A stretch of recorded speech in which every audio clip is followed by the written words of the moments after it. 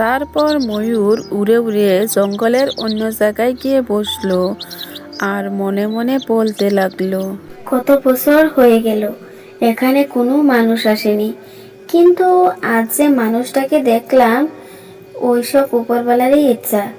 এটা কি সেই মানব নাকি যে আমাকে এই অভিশাপের থেকে মুক্ত করবে? যদি ওই মানব আবার এই জঙ্গলে আসে, তাহলে আমি বুঝে নিব এই সেই মানব যে আমাকে উদ্ধার করবে। তারপর হারিয়া ছাগলগুলোকে নিয়ে বাড়ি চলে যায়।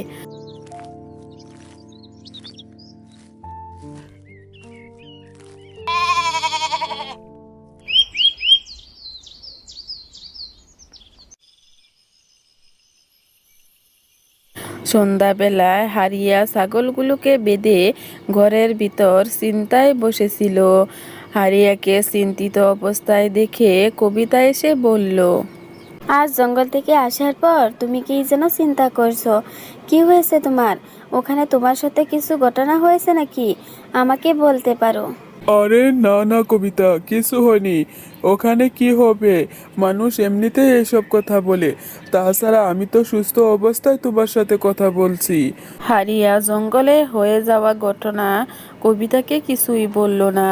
এদিকে কবিতার মন অনেক খুশি ছিল, কারণ তার স্বামী জঙ্গল থেকে সুস্থ অবস্থায় ফিরে এসেছে। অন্যদিকে রাজ্যর রাজমহলে মহারাজ বিক্রমাদিত্য দুঃখ মনে আর চিন্তিত অবস্থায় বসে রাজ্যর মন্ত্রীর সাথে কথা বলছিল। মহামন্ত্রী, তুমি বলো আমি এখন কি করব? কত কিছু করলাম, রাজ্যের সব থেকে জ্ঞানী গুণী বেশ দেখালাম, এই 3 দিনে কতই কিছুই না করলাম, কিন্তু আমার কন্যা চিত্রলেখা তো কিছুই পরিবর্তন দেখলাম না। জানি না ওর কি হয়েছে, আচানক আমাদের বাগিচায় অজ্ঞান হয়ে গেল, এখনো নিদ্রায় অবস্থায়। মহারাজ, আপনি উদাস হবেন না। ঈশ্বর আমাদেরকে জরুর কোনো না কোনো পথ দেখাবেন। রাজকুমারী চিত্রলেখা একজন নিষ্পাপ মনের মানুষ, তার সাথে ঈশ্বর কোনো খারাপ করবেন না। একজন রাজা তার রাজ্য যে কোনো উপায়ে রক্ষা করতে পারে, কিন্তু যদি আমার কন্যাকে বাঁচাতে ব্যর্থ হয়, তাহলে এই মুকুটের কি প্রয়োজন? মহারাজ, রাজকুমারী চিত্রলেখা কোনো সাধারণ কন্যা নয়, তার শরীরেও রাজার রক্ত আছে। ও হার মানবে না, ও তার জীবন যুদ্ধ করেই যাবে। মহারাজ, রাজকুমারী এভাবে হঠাৎ অজ্ঞান হওয়ার অন্য কোনো অলৌকিক কারণের জন্য নয় তো?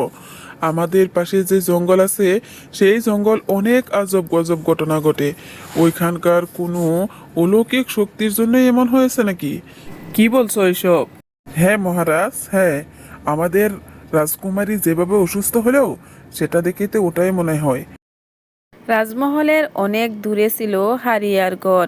রাত যখন হারিয়া শুতে যায়, তখন বারবার হারিয়ার চোখের সামনে ওই মানুষের মতো কথা বলা ময়ূরের দৃশ্য চলে আসে। এটা কোনো দুঃস্বপ্ন নয়, ওই ময়ূর কোনো সাধারণ ময়ূর নয়। ওকে আমাকে জানতেই হবে, ও কেন আমার চোখের সামনে বারবার আসছে। ঠিক সেই সময় বাহিরে ছাগলগুলো আওয়াজ করছিল, আর সঙ্গে সঙ্গে হারিয়া গিয়ে দেখলো ছাগলগুলো আগের থেকে অনেক ভালো দেখাচ্ছে। আরে, আজ তো তোমাদেরকে অনেক সুস্থ দেখাচ্ছে। কালকে আবারও জঙ্গলে নিয়ে যাব, তোমাদেরকে পেট ভরিয়ে খাবার খেতে দিব। এই কথা বলার পর হারিয়ার চোখে বারবার ওই ময়ূরের দৃশ্য বেশি আসে।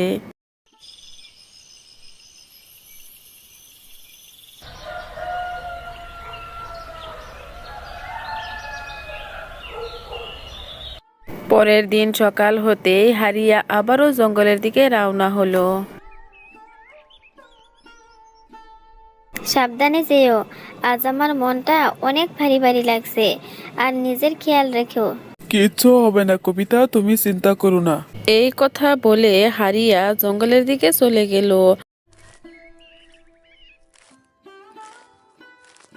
আজ জঙ্গলে অনেক সুন্দর সুগন্ধি বাতাস আসছিল আর অনেক সুন্দর লাগছিল।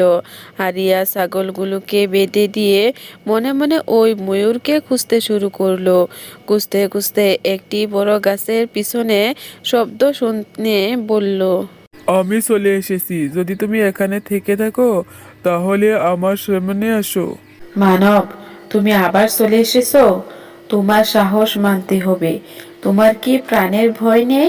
আমি ভয় পাই না। আমি আজ জানতে এসেছি তুমি কে।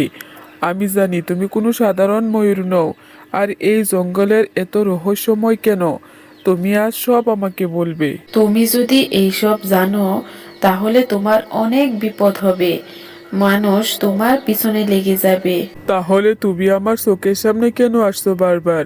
কিছু তো রহস্য নিশ্চয় আছে। তুমি কি আমাকে কোনো মায়ার দ্বারা এখানে এনেছো? তুমি কি আমাদের পাশের জঙ্গলের গাছ শুকিয়ে দিয়েছো?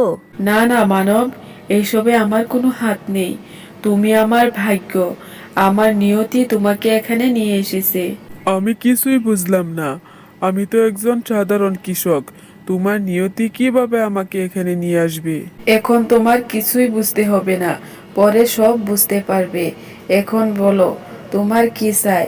আমার কাছে চাইতে পারো। আমার কিচ্ছু চাই না। আমার কোনো সহায়ের প্রয়োজন নেই। আমি শুধু আমার ছাগলগুলোকে ঘাস খাইয়ে পেট ভরে গেলেই চলে যাব। তা তুমি আমাকে কি সাহায্য করবে? তুমি অনেক ভালো, কোনো লোভ নেই, কিন্তু অহংকার অনেক। এই যে আমার জঙ্গলে এসে বলেছো তোমাকে আমি কি সহায় করব। আরে মানব, আমার পাশে এই পৃথিবীর সব থেকে শক্তিশালী বস্তু আছে। শক্তিশালী বস্তু? ওটা আবার কি? বহুত বড় অস্ত্র নাকি? তাছাড়া এইসব আমার কিছু চাই না। বড্ড আচানক মানব তুমি। তোমার মতো এমন মানব আমার জীবনেও দেখিনি। অনেক বছর আগেও এই জঙ্গলে একটি লোকার ছিল, কিন্তু লোভী ছিল। আমার পাশে কোনো শক্তিশালী অস্ত্র নেই, কিন্তু আরেকটি শক্তিশালী বস্তু আছে, সেটা হলো জ্ঞান। আমার জ্ঞান তোমার কোনো কাজে আসলে বলো। আরে, আমি তো বললাম আমি একজন সাধারণ কৃষক। আমার কোনো জ্ঞানের দরকার নেই। তবে একটি বস্তু চাবার আছে। আমাদের রাজ্যের রাজকুমারী চিত্রলেখা 4 দিন হলো অজ্ঞান হয়ে আছে। ও এখনো গভীর নিদ্রায়। কোনো বেদ চিকিৎসক ঠিক করতে পারছে না। তা তুমি যদি কোনো সহায় করতে ও সুস্থ হওয়ার জন্য। ঠিক আছে, আমি তো না দেখে কোনো ওষুধ দিতে পারবো না। তা তুমি মহারাজের সঙ্গে গিয়ে কথা বলো যে তুমি রাজকুমারীকে চিকিৎসা করবে, আর রাজকুমারীকে একা তোমার সঙ্গে দিতে, আর তুমি দেখে আসবে রাজকুমারীর কি অবস্থা। তারপর আমাকে বলবে, আমি ঔষধ দিব। আচ্ছা ঠিক আছে, আজ আমি সন্ধ্যাবেলায় রাজদরবারে যাব। এই কথা বলার পর ময়ূর সেখান থেকে উড়ে চলে যায়, আর হারিয়াও বাড়ি ফিরে যায়। সন্ধ্যা হতেই হারিয়া রাজমহলে চলে যায়, আর ময়ূরের কথা মতো সব কাজ করে সেখান থেকে চলে আসে।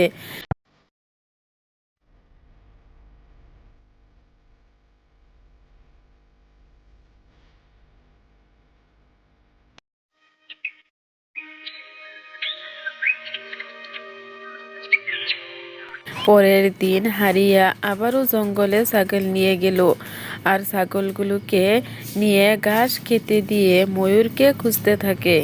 তারপর হারিয়া ময়ূরকে রাজকুমারীর সব কথা খুলে বলে।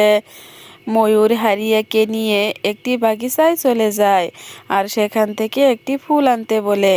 হারিয়া ময়ূরের কথা মতো সেখান থেকে একটি ফুল তুলে আনে, আর সেই ফুল নিয়ে হারিয়া বাড়ি চলে যায়।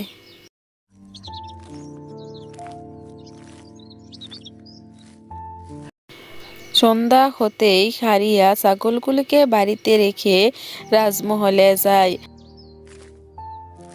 আর হারিয়া রাজকুমারীর কক্ষ গিয়ে রাজকুমারীকে ফুলের এক ফোঁটা রস মুখে দিতেই রাজকুমারীর শরীরের রং আস্তে আস্তে ঠিক হয়ে যায়। রাজকুমারীর চোখ আস্তে আস্তে খুলতে শুরু করে।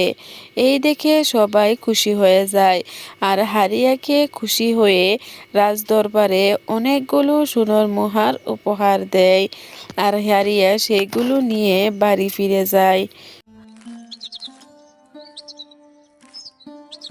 তারপর হারিয়া আবারও জঙ্গলে যায়, আর সব কথা ময়ূরকে খুলে বলে।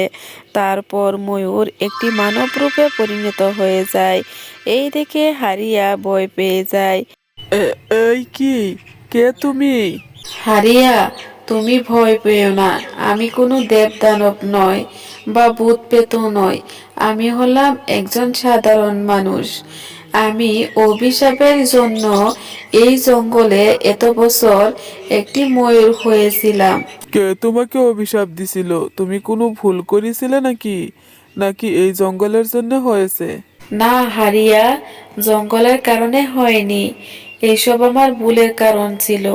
অনেক বছর আগে আমি এই জঙ্গলে এসেছিলাম, তারপর একজন সাধু বাবাকে দেখতে পেয়ে তার থেকে কিছু জ্ঞান চেয়েছিলাম, তাই আমাকে লোভের জন্য আমাকে ময়ূর বানিয়েছে। তোমাকে অনেক ধন্যবাদ হারিয়া, তোমার জন্যই আমি আজ মুক্তি পেলাম। তোমার মতো সৎ মানুষের ছোঁয়া পেয়ে আমি ময়ূর থেকে মানুষ হয়ে গেলাম। তুমি যদি এখানে না আসতে তাহলে আমার হয়তো এখানেই থেকে মরে যেতে হতো। তোমাকে অনেক ধন্যবাদ হারিয়া। আর হ্যাঁ, তোমার যদি কোনো বিপদ হয় তাহলে আমাকে বলবে, আমি তোমাকে সাহায্য করব। এই কথা বলার পর লোকটি সেখান থেকে চলে যায় আর হারিয়াও জঙ্গল থেকে বাড়ি ফিরে যায়।